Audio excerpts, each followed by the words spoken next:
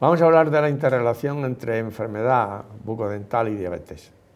La diabetes es un trastorno que se caracteriza por síndromes, es un conjunto de síndromes que tienen un trastorno del metabolismo intermediario, fundamentalmente de la glucosa, y que tiene una etiología muy diversa, y que lo más importante es que el trazador inequívoco de que una persona tiene diabetes es que la glucosa esté aumentada. Hay unas fases de prediabetes, que es cuando la glucemia en ayunas está alterada, o de intolerancia a la glucosa. Y en estos casos, los niveles de glucosa en ayunas están por encima de la normalidad, que es 100 miligramos de decilitro, y aquí oscilan entre 100 y 125, que es la glucemia en ayunas alterada, prediabetes, y diabetes cuando es mayor de 126 miligramos de decilitro. De todas maneras, el parámetro ideal para el diagnóstico de la diabetes es la hemoglobina glicosilada, que sea mayor de 6.5 o igual, mayor o igual de 6.5%.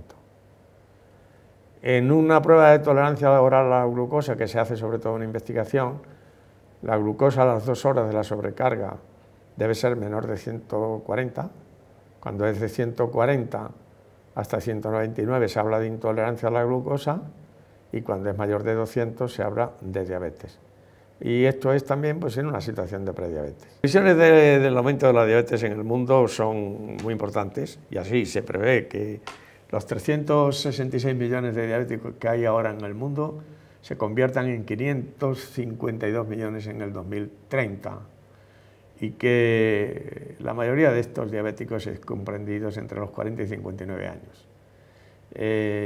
Esto es obtenido de los datos de la IDF, la Federación Internacional de Diabetes, en noviembre de 2011, en su atlas. Hay otra cosa importante, y es que los niños con diabetes tipo 1 son unos 400.000 y que hay un aumento anual de la incidencia de un 3%. 78.000 niños nuevos hay cada año con diabetes tipo 1. Otra cosa importante es que también se prevé que la prediabetes aumente hasta 398 millones de los 280 actuales en el 2030. La diabetes en España, según el último estudio realizado, hay un 13.8% de diabéticos entre 20 y 79 años, con un 6% de diabetes desconocida. Hay un 15% de prediabetes, y la diabetes tipo 1 es un 13% de ellos. En medicina, en atención primaria, la diabetes desconocida ha sido en nuestro país 17% y prediabetes un 34%. Esto ha propiciado el estudio en atención primaria, un estudio europeo que se llama The Plan Diabetes en Europa, para prevención con modificaciones en el estilo de vida, la actividad física y la nutrición adecuada, y que ha propiciado este estudio de 5 años de evolución con resultados positivos en lo que se refiere a hacer regresar los pacientes con prediabetes a fase de normalidad y a disminuir su peso y otros factores vasculares de segunda línea, pues también han estado presentes, y al final se ha logrado su reducción.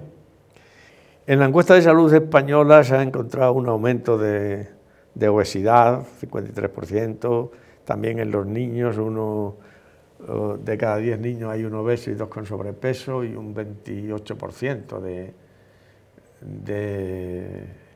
obesidad o sobrepeso infantil, un 24% de prevalencia del síndrome metabólico, el sedentarismo ocupa un 41%, el consumo de tabaco en la población de más de 15 años 24%, un 41% de hipertensión arterial. Diabetes e intolerancia a la glucosa se asociaron de forma significativa con aumento de los triglicéridos y bajo HDL colesterol. Y hablando de las complicaciones de la diabetes, recordemos que retinopatía, nefropatía, enfermedad cardiovascular, neuropatía y enfermedad cerebrovascular. Es decir, son las complicaciones habituales de las que se habla y que están inducidas por lesiones de microangiopatía diabética, que son realmente unas lesiones que comienzan en los vasos pequeños, en los capilares, arteriolas y vénulas, y que pueden afectar pues, al riñón, a la retina, y luego se pueden producir acúmulos, engrosamiento de la membrana basal y capilar, y estas lesiones pueden ocasionar disturbios significativos en la retina, en retinopatía diabética, que puede acabar en retinopatía proliferativa, comenzando por hemorragias, por microaneurismas, en el riñón, empezando por hiperfiltración, aumento de los depósitos de proteínas en la membrana basal de los capilares y en el mesangio, y puede ir progresando luego con hipertensión arterial, dislipemia, y acabar produciendo una nefropatía avanzada en fase terminal. La enfermedad vascular periférica se puede dar por alteración concomitante aterosclerótica, y también esto mismo puede ocurrir como accidentes cerebrovasculares. La neuropatía diabética tiene un efecto tóxico de los derivados de la propia glucosa, que es glucotóxica, pero de los derivados polialcoholes, sobre todo el sorbitol. Puede haber una polineuropatía distal en las extremidades inferiores, motora sensitiva, que puede acabar con dolores y con impotencia funcional de las extremidades. A veces se asocia también con vasculopatía y con microangiopatía diabética y con alteraciones en el pie, con ulceraciones que condicionan infección progresiva y lo que se ha llamado el pie diabético, ¿no? La conversión de la glucosa en sorbitol, que es un neurotóxico significativo, es uno de los factores patogénicos implicados. En lo que se refiere a la enfermedad bucodental, decir que la periodontitis se asocia con muchas de estas complicaciones de la diabetes, y recordar que en el estudio NANES 3, personas que tenían un índice de masa corporal mayor de 30 tenían mayor incidencia, prevalencia de enfermedad periodontal. Y las personas que tenían mayor actividad física eran menos propensos a desarrollar enfermedad periodontal. Y de este grupo, los que había con diabetes, que tenían la hemoglobina glicosilada mayor del 9%, tenían más proporción de enfermedad periodontal que los que tenían la hemoglobina glicada normal. En la epidemiología de la enfermedad periodontal llama la atención la que realizó el profesor Bravo, una encuesta de salud oral, en la que se demuestra que en la década de los 34 a 44 años, la enfermedad periodontal, las encías sanas se ven solo en un 15%. Y luego hay un porcentaje que se acerca al 60% que tienen gingivitis y un 35% que tienen periodontitis. En las décadas más avanzadas, de los 60 a los 74 años, ahí la encía sana la tiene solo un 10%, y realmente se tiene un porcentaje elevado, 50%, de alteraciones en las encías, de gingivitis, y el resto tienen periodontitis. De modo que epidemiológicamente esto es un dato muy significativo. Gregorio Marañón, ya en un estudio de sospecha del estado prediabético, en un artículo suyo hablaba ya de que la periodontitis, junto con la herencia, las infecciones, el climaterio, la hipertensión arterial y la obesidad, podían ser signos de sospecha del estado prediabético.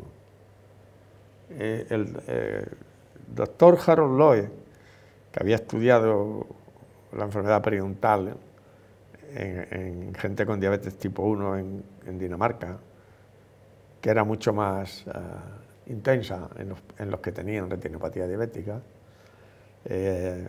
y que era presente en los diabéticos tipo 1 que llevaban 10 años de evolución de la enfermedad. Estudió también con el doctor Genco en Estados Unidos, la Universidad de Buffalo, la población de los PIMAs, que tienen enfermedad periodontal muy precozmente, los diabéticos. Y entonces con estos estudios él llegó a la conclusión de que la enfermedad periodontal se podía considerar la sexta complicación de la diabetes. También hay un estudio en el que lo que se ha estudiado es una población importante de más de 9.000 personas, del estudio NANES 1 y del grupo que sigue epidemiológicamente a estos pacientes, a estas personas que no tenían diabetes y a los que se siguió 20 años, habiéndole hecho un estudio previo, un índice periodontal, y posteriormente en la última década al menos uno o más de nuevas evaluaciones periodontales.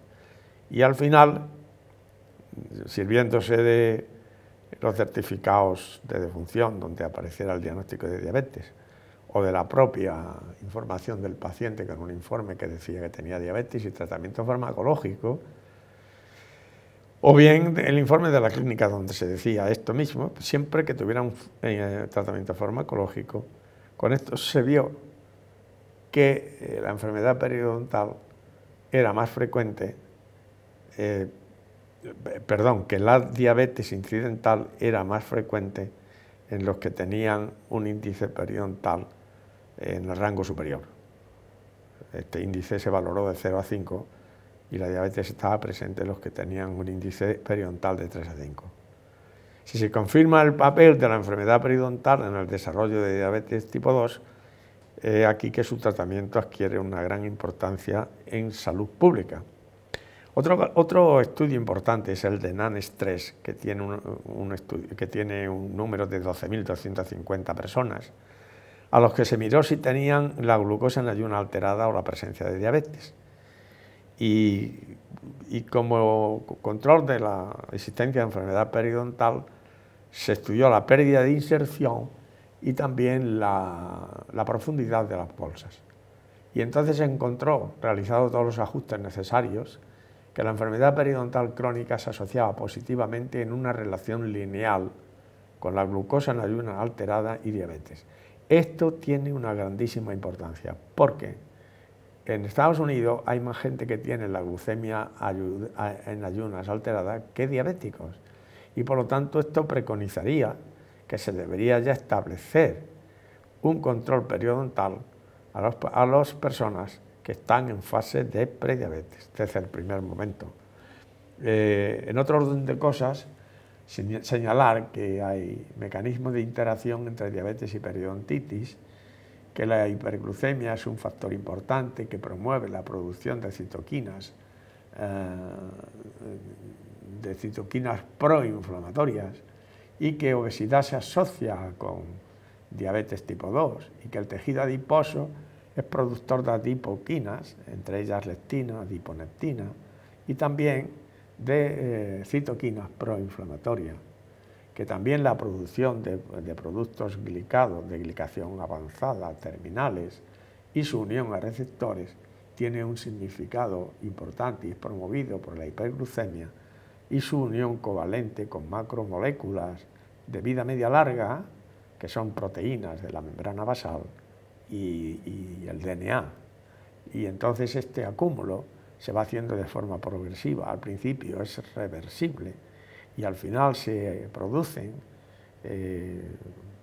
más glicosilación de proteínas, de macromoléculas, más glicosilación, y en definitiva se va haciendo un acúmulo de depósitos que llega un momento que se hace irreversible. Esto es los productos AGE, que son productos glicados irreversibles, finales, avanzados. En otro orden de cosas, también se altera la función de los polimorfos nucleares, en lo que se refiere a su función fagocítica, quimiotaxis y acción bactericida. Y por último, apoptosis diferida, que condiciona la destrucción del tejido periodontal. En lo que se refiere a estas interacciones, los productos, las citoquinas sobrereguladas producidas por la hiperglucemia son capaces de alterar la respuesta inflamatoria a nivel del periodonto y ocasionar una inflamación que se detecta por la presencia de esas proteínas, como es la proteína C reactiva. Hay una interconexión entre esta inflamación y el aumento de citoquinas proinflamatorias, hay una interconexión. Y de paso decir que los aumentos de citoquinas proinflamatorias pueden tener una acción sistémica sobre la hiperglucemia y también alterar la señal de la insulina. En definitiva, en el periodonto, todas estas acciones se ven acentuadas por las citoquinas proinflamatorias y también por el tabaco, que es capaz de alterar la microbiota subgingival y también aumentar la respuesta inflamatoria.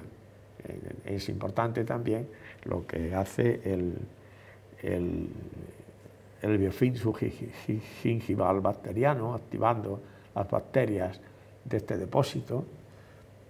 La unión de los AGE con el receptor a nivel del macrófago induce un aumento de TNF-alfa, interleuquina 1 y GF1, con una proliferación vascular del músculo liso de los vasos. Y a nivel del endotelio, la endotelina, que es un vasoconstrictor, también produce engrosamiento de la membrana basal.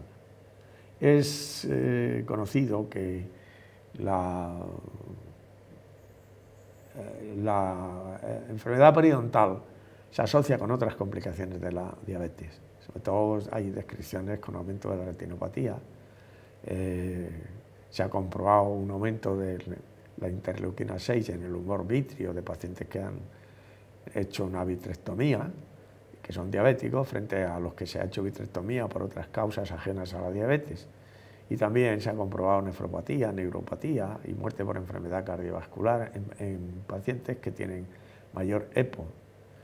También en el estudio Advance se hizo una derivación de 10.000 pacientes diabéticos y se miró el número de dientes y se hizo un seguimiento de 5 años y se comprobó un aumento de la mortalidad cardiovascular y de cualquier otra causa en los pacientes que tenían menor número de dientes. Quisiera recordar que la Federación Internacional de Diabetes ha hecho eco de la salud bucal en las personas con diabetes y ha hecho una guía de sus recomendaciones en el 2009 que son muy interesantes y que se hizo de acuerdo con la Federación Internacional de Odontología. En estas recomendaciones que se hace una insistencia en que se pregunte anualmente por el cuidado diario de la boca, preguntar también siempre por la posibilidad de que tenga síntomas de gingivitis, hemorragia, enrojecimiento, insistir siempre en que haya un cuidado diario de la salud dental